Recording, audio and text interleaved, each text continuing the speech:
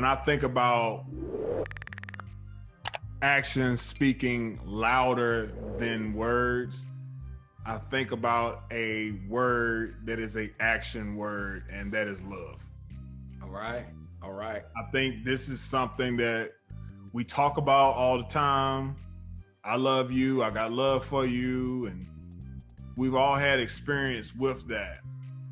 But sometimes I think we forget that it's a lot of action that has to come with that word. For sure.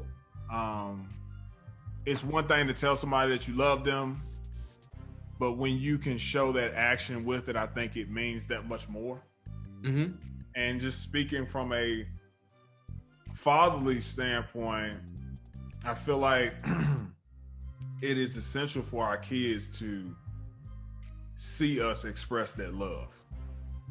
So when we say we love them, like from a young age, like with my son, it's important if I say I love you, is to give him a hug, so he can see and feel that love.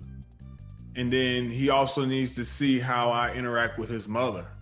Oh yeah, for sure. See me show love to his mother.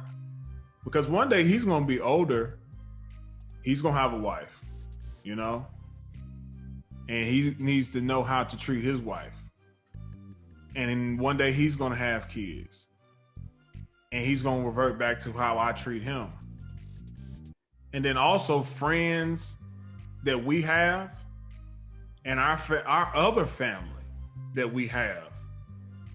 When we say we love those people, we have to show it. Right.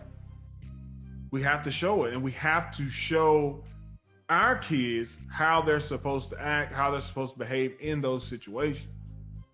So, like, I guess for an example for me, I had where my dad and my mom, they always taught me to, be caring. They always taught me to be generous. Always taught me how to put others before myself. Mm-hmm. And to be thinking about others and showing that you care about other people, right? Yeah. Trying to always, I'm not going to say try and make people feel good, but do things that make people feel good. Mm-hmm. If you can brighten somebody's day, do it. If it's any way possible, do that. And just for an example, growing up as a kid and going out to eat with my parents is something that we did, a lot of. We kind of related that to having a good time. That was going out to eat, with each other, enjoying each other's company. Yeah. Y'all still do that a lot, right? Yeah, we still do that a lot, but I'm a little bit more conscious of the weight that I put on. So yeah. My caloric intake. So yeah, I can't go to the restaurants as much as I used to, trying to cut back, so I feel you. we're not able to go as much, or if I do go, I gotta eat a lot smarter. But nonetheless, thinking about the times that we went in restaurants and we go into that door and we're walking to our seats and my dad sees somebody that he knows and we could say that that's a friend. It was nothing to see my dad say, well, when y'all finish eating, y'all send y'all check over to me.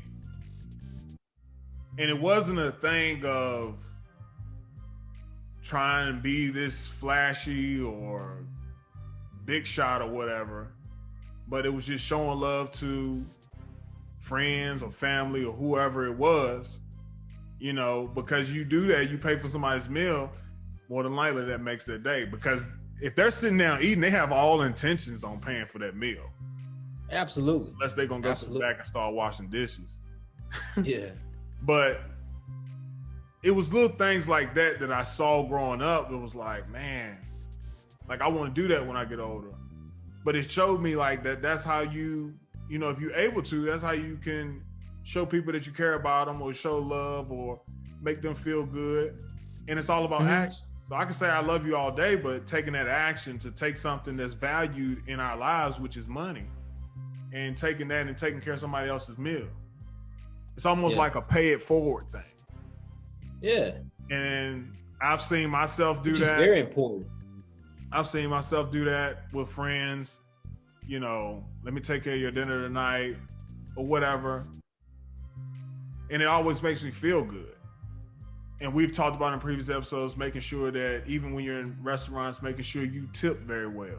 And sometimes give a crazy tip to the waiter or waitress, because that's going to make their day.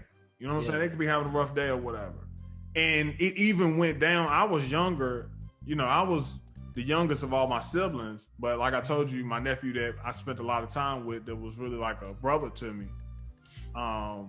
he was with us a lot too. So one time, I think I was playing, probably was at a basketball game when I was playing in high school.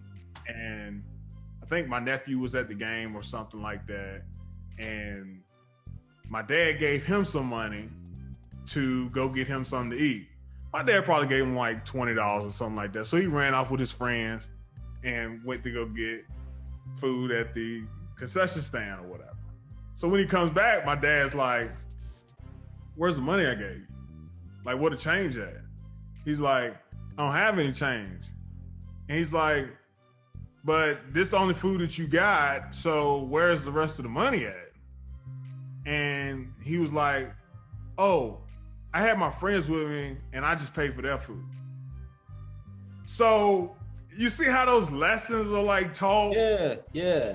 And you're not even really trying to teach those lessons, but you know, I'm thankful that my dad was able to do stuff like that, because it's a seed that even one day when he's gone and he's not with us anymore or whatever the case is, that seed is always going to be in me, you know, my brother, my sister, my nephews, my son. That seed is planted in his legacy, you know? And I just feel like that's what it means the most to me, when I can say that actions speak louder than words. And I know sometimes people say, put your money where your mouth is. Because when people use their money, like I said, it's very valuable. We're serious about that. That's something that we don't let go of, you know, lightly. But believe it or not, it all comes back. Yeah. And it really makes you feel good when you're able to give that love or that monetary gift or whatever the case is to someone else, man. It's rewarding to you.